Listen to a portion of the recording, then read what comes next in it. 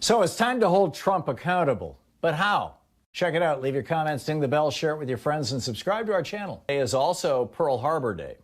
Today is the day that about 2,400 Americans died at the hands of the Imperial Japanese forces that led us immediately into World War II. Today is the day that caused my dad, in his last year of high school, to decide, when I graduate in the summer, I'm going to join the military. Today is, today is the day that we kicked off a war against real fascists around the world. The dictatorships of Germany and Japan, and ultimately Italy and Spain as well, that we fought for years. That had already, at that point, other countries, China was fighting Japan, and England was fighting, or the United Kingdom was fighting Germany, France, well, not just the UK, but, Churchill was the most prominent in the minds of Americans and in our story of history. And I think that we're seeing at a certain level the holding to account of these authoritarians again. And I see it in the contrast between Ron DeSantis and Xavier Becerra. Xavier Becerra was, well, first of all, DeSantis, I think what the contrast between these two men shows is the crusade to turn America into an authoritarian nation that Ron DeSantis was fully invested in.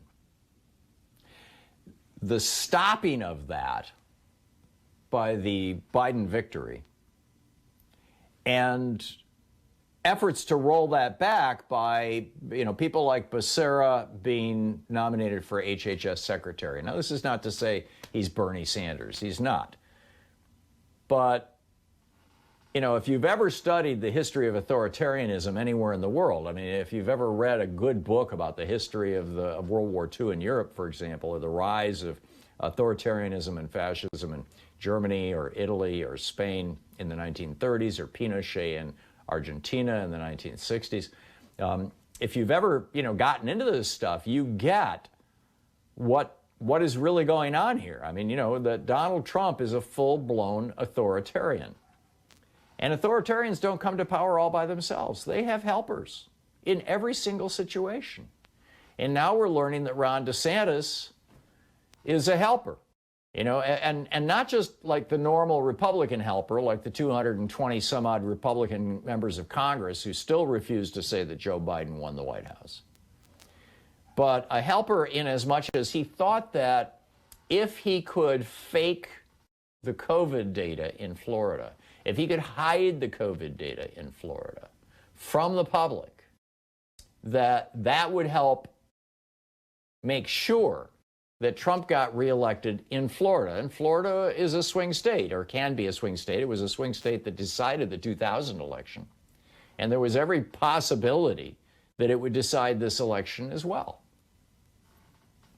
And DeSantis made the political calculation, and so did Donald Trump, that if they could just bury the data and pretend that, hey, it's just the flu and all this kind of stuff, that it would help Donald Trump get reelected. And if Donald Trump got reelected, he would make sure that Ron DeSantis gets reelected in 2022, and that DeSantis holds on to power. And he might even kick, if somebody wants to challenge Marco Rubio, he's up for reelection in 2 years. Maybe DeSantis will do it. Who knows? I frankly doubt it. But that DeSantis might have higher ambitions, and that in an authoritarian regime, as democracy has been completely killed, he could rise to that. What we saw in this authoritarian attempt to finally end democracy in the United States, and yes, I will acknowledge, from the founding of this republic to this day, we have been half oligarchy, half democracy. And we've gone back and forth throughout the years between one or the other. But we've always had this thread of democracy that flowed through the arc of American history. And this was a final attempt. The Trump presidency, the 2016 election, where he had a lot of help from foreign autocrats who hate democracy, and the 2020 election, where he had a lot of help from foreign autocrats who hate democracy, flooding Facebook, flooding Twitter. I got one of these tweets. Somebody tweeted at me this morning. I looked at their profile. They had joined just before the election. They followed 38 people. They had 0 followers. And they're tweeting this, crap at me. I just, blocked them. I mean, it's like, okay, another foreign troll. And this is what helped bring Donald Trump to power. These are the people he hung out with throughout his presidency. What was the first country he went to visit? Traditionally, in the United States, American presidents first visit a democratic ally. Canada, the United Kingdom, France, whatever it may be. Traditionally, you visit other democracies. We're part of that club. Where did Trump go? Saudi Arabia. A brutal, violent, misogynistic dictatorship where women have no rights.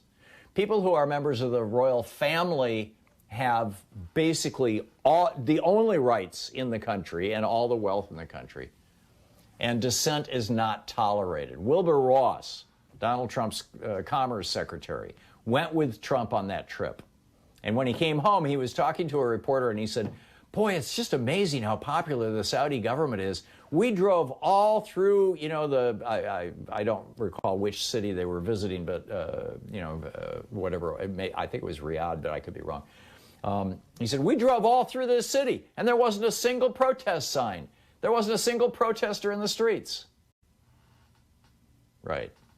So you've got Ron DeSantis on one end, and then you've got Joe Biden nominating Javier Becerra. Javier Becerra has worked for 20 years for Medicare for All.